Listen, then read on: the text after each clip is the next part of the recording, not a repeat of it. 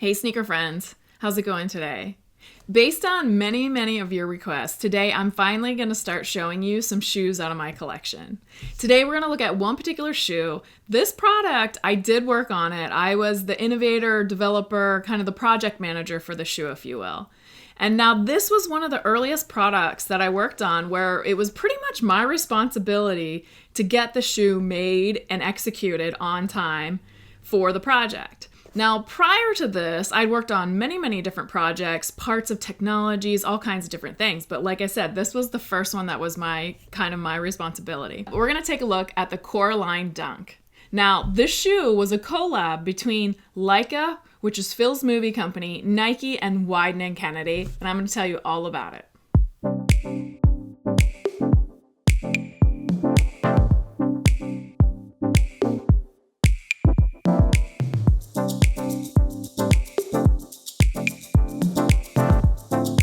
Coraline Dunk came out in 2009, around the same time that the film came out. Now, if you recall, if you watched the film, there was a special code that you entered in a contest box. And if you entered that code, there were several people that won shoes. Now, I don't know exactly how many of these shoes ended up in the market. This was a very interesting campaign, I believe, between Nike, Leica, and Wieden & Kennedy, where they were using a shoe to draw more attention to the film. I thought it was super interesting and it was very fascinating and fun to work on. I got to learn a lot about how stop-action movies work and also getting a chance to work with Wieden & Kennedy and Leica. What's in this shoe? Well, it is basically a standard dunk high, right? There's nothing changed about the actual dunk itself except for materials. This is a great example of a material and just small detail collab between a brand and something else.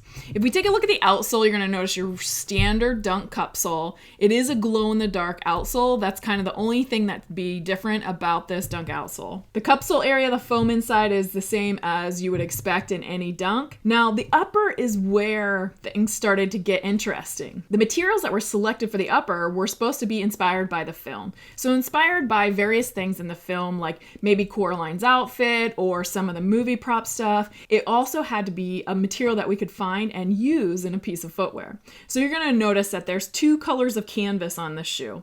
There's a lighter canvas and a darker canvas. Now, both of these materials are stitched together with these large black stitches that are going between the two materials. Now, that large stitch is very similar to a lot of the stitching that you see in Coraline and in her outfits in the second world that she lives in. Another huge call out is this large button at the top. Normally you'd see a couple lace loops here with the laces running through.